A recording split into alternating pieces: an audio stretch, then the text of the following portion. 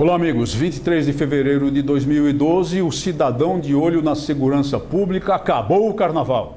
Acabou não, não acabou não. O carnaval continua no Rio de Janeiro, continua na Bahia, continua no Recife, continua em Olinda e logo mais haverá outros carnavais, haverá as micaretas e tudo mais. O que é que nós vimos nesse carnaval? Vandalismo, pancadaria, destruição do patrimônio público, facadas em profusão, tiros em profusão, atropelamentos em massa, jovens intoxicados, terminando as noites e as madrugadas a lotar os prontos-socorros dos hospitais municipais e dos hospitais particulares no Brasil inteiro. Jovens mulheres comparecendo à delegacia de polícia para informar que foram estupradas. E certamente daqui a algum tempo teremos a constatação de muitos casos de gravidez indesejada por causa do fato de que no carnaval as pessoas passam a pensar que tudo a elas é permitido.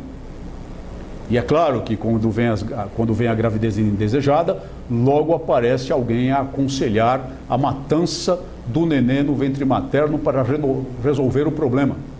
Resolver o problema matando o inocente no ventre materno. E mais, quantos casos de AIDS terão se instalado durante esse carnaval? Quantos casos de hepatite infecciosa grave terão se instalado durante esse carnaval? Quantas integridades morais de jovens, principalmente mulheres, mas homens também, não mais serão recuperadas depois do carnaval? E o nosso país continua a financiar o carnaval. O poder público do nosso país continua a financiar o carnaval. Viram o que aconteceu em São Paulo? O vandalismo propiciado exatamente pelas escolas de samba do chamado Grupo Especial, que não se conformavam com o resultado anunciado. Quebra-quebra, vandalismo, votos rasgados, carros alegóricos incendiados, colocando em risco as pessoas que estavam lá no sambódromo do Parque Anhembi, correria pelas ruas, depredação de um posto de gasolina. Tudo isso só na apuração do resultado das escolas do Grupo Especial. E nós temos observado, já há muito tempo, o fato de que muitas das escolas, chamadas escolas de samba, estão infiltradas pelo crime organizado. Ainda outro dia, um diretor de uma dessas escolas foi preso aqui em São Paulo numa investigação de tráfico de entorpecentes. Lá no Rio nós vemos toda a ligação de muitas dessas escolas com tráfico de entorpecentes, tráfico de armas. Jogo de bicho, então, não vamos nem falar. E o poder público financiando isso. A Prefeitura de São Paulo financiou o Carnaval de São Paulo mais uma vez. Porque dizem, não, tem que estimular o turismo. Não, o Carnaval é importante para o turismo. Não, o Carnaval é importante porque traz visitantes endinheirados ao país, gente que gasta dinheiro aqui, portanto, proporcionando a movimentação do comércio, melhorando os empregos e também permitindo ao poder público arrecadar mais dinheiro de impostos, dinheiro que será utilizado para o bem comum. O custo é muito alto. Se esse é o dinheiro que nós devemos ter para utilizar para o bem comum, nós estamos mal arranjados, porque é dinheiro sujo. A verdade é que o carnaval, na forma como ele é divulgado aí no exterior, só traz ao país gente interessada no turismo sexual, de todos os matizes. Só traz ao país gente interessada em sexo com menores de idade, com crianças que são desencaminhadas, desgraçadas, logo em tenra idade. Nós não precisamos desse tipo de dinheiro. Nós não deveríamos precisar desse tipo de dinheiro. Mas, de qualquer forma, já que o carnaval é um fato, ele deveria ser financiado pelas entidades privadas que vivem dele, que o patrocinam, ou aquelas que têm ou imaginam ter algum lucro com a festividade carnavalesca, jamais pelo poder público. Agora vem o prefeito Gilberto Kassab a dizer que romperá, falando duro, dando um murro na mesa, que romperá o convênio que a Prefeitura paulistana tem com a Liga das Escolas de Samba, se não forem impostas punições, nos termos do regulamento dessa Liga, àqueles diretores, dirigentes de escolas que causaram tumulto. Um deles, já claramente definido como um sujeito com antecedentes criminais graves, de roubo e de formação de quadrilha. Romperá o contrato. Claro que não vai romper coisa nenhuma. As coisas serão ajustadas, acertadas, uns 2 ou 3 serão punidos e vai ficar tudo por isso mesmo, e o dinheiro público continuará a rolar para essas escolas de samba, sem que jamais haja, e não há mesmo, uma prestação de contas adequada apenas para começar.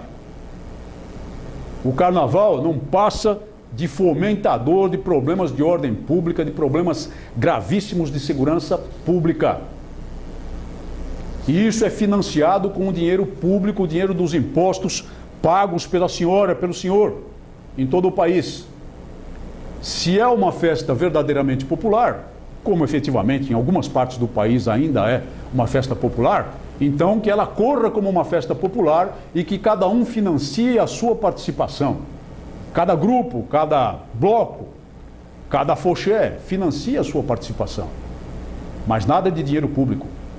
Claro que a presença do poder público em qualquer festividade de caráter pública, de caráter popular, é necessária exatamente para a preservação da ordem e exatamente para que todos tenham um grau razoável de segurança.